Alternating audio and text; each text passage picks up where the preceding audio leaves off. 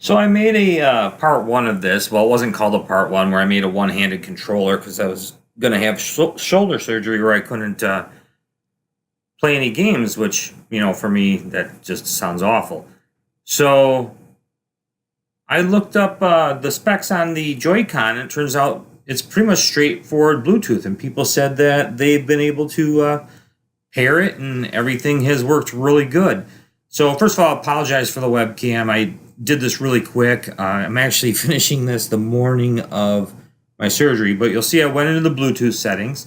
I'm just going to add a new Bluetooth device, take the first Bluetooth option, and I'm holding down the sync button on the Joy-Con with my thumb, as you can see in the picture. And there it is. So click on it. Wait a second here, and then it says the setting up device. You can see it actually recognizes it as a controller. It still will blink like it's searching. That's normal. That doesn't go away from what I understand. And that's it. It works. So I went into the emulator I use. I do own this game, but I went into the emulator I use. So, don't steal games. I do back up all my own games and stuff. And you'll see everything's mapping fine. And I'm mapping it kind of in a portrait style, where I guess you'd say a game controller is normally a landscape style. And the reason for this is because, like I mentioned, I will be doing this one-handed. The other nice thing is depending on what hand you're using or how it feels to you, you have two Joy-Cons that are both laid out differently, so you can just pick the one you want. I haven't seen anything where you can actually pair both of them, but then again, I didn't try. That didn't serve any purpose to me. So this worked pretty good.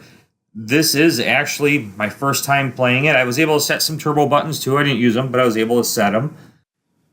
I mean, in all actuality, the setup on this was so easy that I'm not even mad I wasted all my time on that other controller. And I actually still might revisit that, and even though I broke the trace while soldering, maybe throw a teensy in there and use it for something else game-related.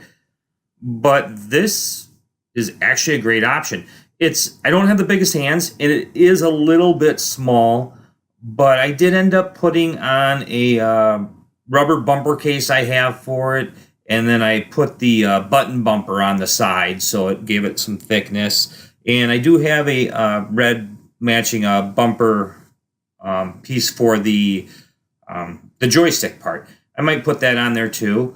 But another thought is I might actually put it on where you put both Joy-Cons on the joystick part to make it a bigger controller. I might put it on there just for balance. I'm wondering if that'll feel better, because for these games, I'm really just using the front triggers.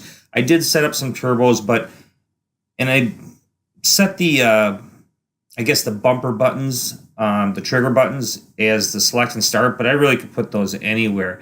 And I guess that's one of the things I really like about this, and I wish I would have just started there, was just the options you have with the Joy-Con is great. Like I said, I just did this real quick. It went quick. This is my first time playing this game with this setup, and if you watch my other videos, you know I'm not the best player. I just really like playing games, and I feel like I'm doing all right.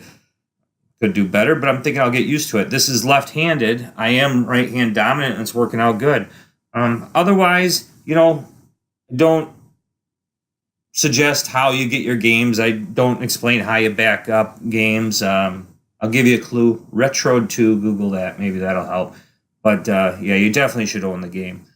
Other than that, I hope you enjoyed the video and get some use out of this, and thank you.